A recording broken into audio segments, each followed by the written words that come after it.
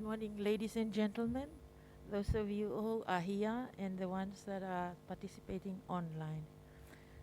My talk this morning is going to focus on how Hidden Valley is preparing impacted communities for mine closure. Thank you. I'm going to cover just giving a brief introduction on Hidden Valley and the contribution it has done for the communities and stakeholders, and the challenges to closure and the approach to closure that Hidden Valley is taking. Hidden Valley is a gold and silver open pit mine in Morobe province. It's 100% owned and operated by Morobe Consolidated Goldfields. It's located about 140 kilometers southeast of Leh and about 40 kilometers from Wau and Bulolo district. Hidden Valley mine operations commenced in 2007,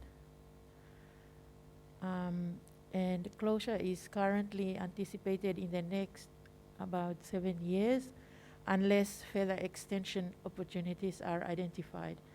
The area has subsistence farming, alluvial mining are the predominant historic income generating activities in that area. Hidden Valley has provided significant contribution to the region and also to the national economy of Papua New Guinea.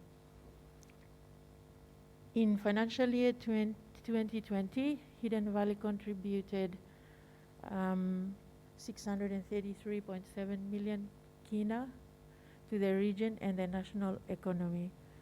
Over the life of the mine, to date, Hidden Valley has contributed 591 million kina in royalties and direct paid taxes. It has provided over 2,000 jobs, 96% of whom are Papua New Guinea resourced. Hidden Valley also spends big money on using local and national companies for services in procurement. And you can see there that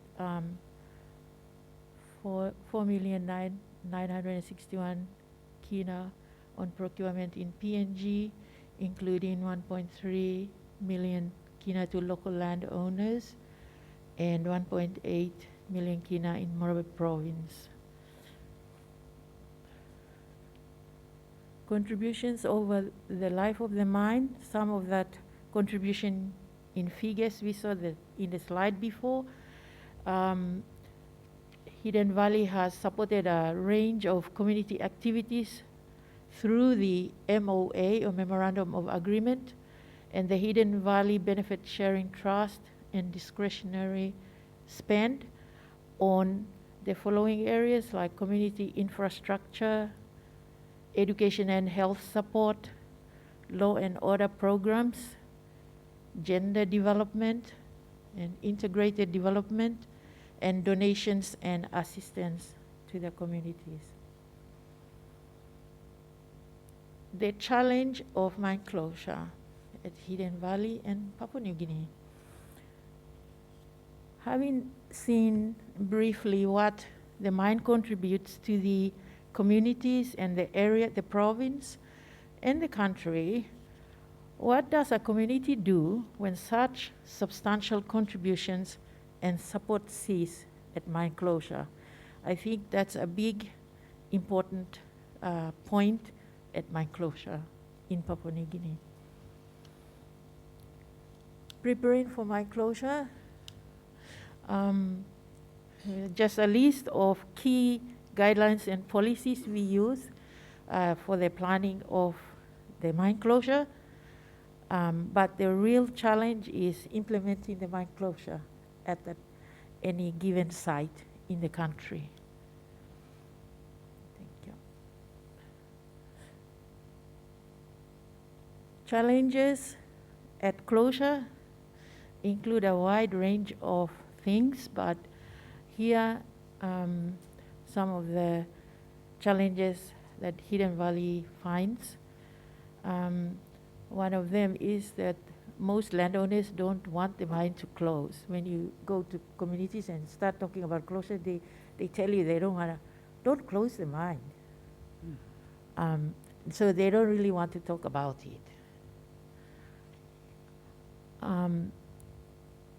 Sometimes when you talk about how the mine is going and you want to extend the mine opportunities and the closure, and they don't want to hear that. It's confusing, so you gotta separate them. That's a challenge. Since 2020 to 2021 now, as a lot of the speakers have covered the significance of COVID-19 impact on Papua New Guinea's economy and everything else. And definitely our Community Affairs Department faces this at Hidden Valley. COVID-19's presence in the country and in Morobe province has impacted the way Community Affairs at Hidden Valley carries out its consultations and projects with the communities, with reduction in staff numbers and also restrictions for observing how you must try not to infect the communities you're working with, and vice versa, that they don't infect the staff members of the company. Landing an appropriate and land use. This is another key thing that requires consideration of site specifics and the sustainability of alternative uses. We can get very excited proposing ideas and think that's the real right thing to do, but viability of project, that word viability, what you are suggesting for the communities, is that really viable within the context of the site and the geographical constraints, climatic constraints? Oh, sorry, can you go back? Okay, so those are things to think about. Resources and funding. You initiate programs now while the mine is going. There's funding there, but we must ensure that at closure and post-closure, you have adequate funding to ensure sustainability to the communities and the country. And then disputes among stakeholders and lack of unity, disagreements on what should be done and what should not be, what's the best thing, who's right and I'm really right, and so that can cause delays, lack of agreement, and goes on. Thank you. Next slide. And land use in the case of Hidden Valley, I think this applies to most of the mining and gas projects in Papua New Guinea. The site is remote. You spend lots of money maintaining access roads to a high altitude, mountainous, high rainfall, and everyone here knows, and that results in frequent landslides, and that exacerbates the spending on maintaining roads that access mine sites. And sorry, and I don't have a pointer, but I wanted to show where the key landowners are. There are three main villages: Nauti, Winima, and Kwembu. And these belong to two tribes, the Biangais and the Watut. And I think when you look on the right-hand side corner, you will see Winima at the bottom. Going up there, Kwembu is up there. And I just want to say these villages are in a straight line to the mine site, about maybe 20 kilometers or 30 kilometers for Nauti. But to access the mine site could be 60 kilometers by road, going to Wau and Bulolong coming up. And I want you to keep that in mind, because this also affects viability of projects we're trying to do at closure. Communities accessibility, and we're doing projects for those communities. Are they viable? Okay, they walk 30 kilometers every day to the mine site. Thank you. Oh, sorry, can you go back again? Moreover, Consolidated Goldfields considers that the most sustainable socioeconomic support should be focused in the locations where people live now, and that will cut down the number of challenges you face. If people can't walk to the mine site, then that's going to be a problem. So should we do the project at the villages?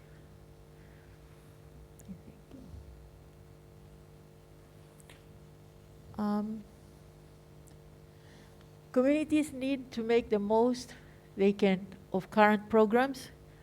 Uptake requires commitment and investment from multiple stakeholders. Yesterday we saw two examples. I'm saying that, but we have had two presentations yesterday where Glenn Sengilia of Big Taba Landowner Association at Lihia and Larry Andagoli also. These are the opposite of what I'm saying there, because there the communities are already taking their destiny into their own hands and doing their own thing. But in other projects, the mine has to help.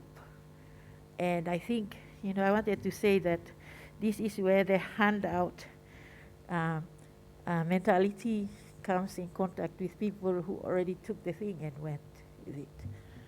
Thank you. And the state is a critical stakeholder and key contributor to achieving a stable socio-economic environment post-closure. And Hidden Valley believes that with stake's participation and contribution in those main areas like the road, law and order, health, and education, we can achieve sustainability.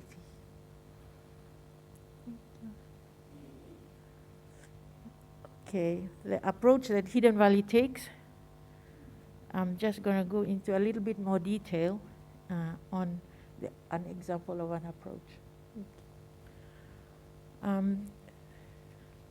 Social closure planning at Hidden Valley is focused on transition themes, and there's 6 in this red diagram you see here. Economy, workforce, stakeholder engagement there to support socioeconomic transition for our host communities. Economy theme is used here in a case study of agribusiness program. The objective of this is to provide opportunities for the uptake of alternative livelihood activities in those 3 key landowner villages, Nauti, Kwembu, and Winima. In September 2017, planning for agriculture improvement opportunities in key landowner villages with a focus on mine closure was initiated. And the goal was to create a sustainable community-owned business. Coffee was identified as the most suitable crop, and a plan was developed. So initially, this program was supported by Business for Development, Outspan Limited, government agencies including Coffee Industry Corporation, WOW Rural, and Watut local level governments of the Bulolo district.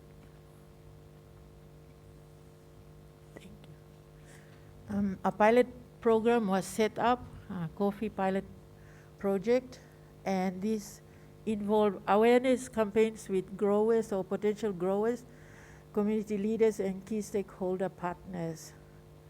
Continued engagement with provincial and local governments administration, participating rural appraisal and planning exercise for those 3 villages, and a development of farmer training plan was also prepared. Yeah. Next. Then they had the rollout. Coffee Industry Corporation delivered the rollout by rehabilitation training intended to help farmers. And I just want to point out that in that area, people already had coffee growing in 1960s or 70s, so they had old coffee trees there, but nobody was harvesting and looking after them. So that's what the first line is about, the farmers who already had coffee.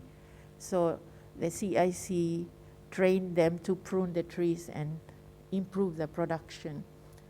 And basic coffee husbandry practices and farm management training was given, nursery setup and operation training, and post-harvest process training aimed at producing quality product. Harmony also funded and facilitated tools for coffee production, materials for the nursery construction, industry villages, set up a reticulated water supply to water the seedlings and make sure they grow well before planting, materials and construction of a solar dryer sheds to dry the beans when they were harvested. And next. Harmony also facilitated a opening of bank accounts for the participating farmers. They also provided financial literacy training, logistic arrangements with Hidden Valley Transport and the local PMV owners to help the landowners to take their coffee to markets in Leh. That company sales outspent PNG Limited when it sold bought the coffees, made payments directly into the farmers' bank accounts. This might sound like, but the village people are not very literate and they never own bank accounts, so you have to help them. Follow-up visits and monitoring evaluation to understand progress, ensure continuity of the project. Thank you. Next slide. So after 2 years of that pilot project, Nautikwembu and Winima made first sale to Outspan PNG, and they got 47,381 kina. And that was in August, and in October they made Nauti made a second sale by themselves and got 11,000. And the sales have continued from that 2019 to 2020. They made a total of 106,000 kina selling their, and the pilot project phase ended in 2019. Next slide, please. The pilot project stopped, but it generated great interest and support by the communities. And I think one of the most powerful reasons for this is in Papua New Guinea, people are, the concepts that are just in our heads, they don't really quite get, but they need something to see and touch. Then they see money and buy the farmers. That's why everybody wants to grow coffee now. So they're in on this project. So many farmers have been trained and they continue that training for new farmers, and supply chain partners have been established. Supporting infrastructure has been developed, and Coffee Beans Showcase was done at the 2019 Morobe Agriculture Show. There has been, of course, COVID-19 impact on the production and sales, but the momentum hasn't been lost because of the great interest and support by the communities, and it's still going. So communities can see benefits from the income generated through sustainable agriculture practices. So we come back to agriculture. It's like the backbone of Papua New Guinea people, because they did agriculture before any changes came from the West. Pilot program proven to be viable opportunity that can provide income for landowner farmers following mine closure. Continuing works to sustain success, optimize the program include construction of solar dryers, construction of fermenting boxes and wet mills, improvement to facilities funded through the benefit sharing agreement, ongoing training and logistics, and establishing and maintaining markets.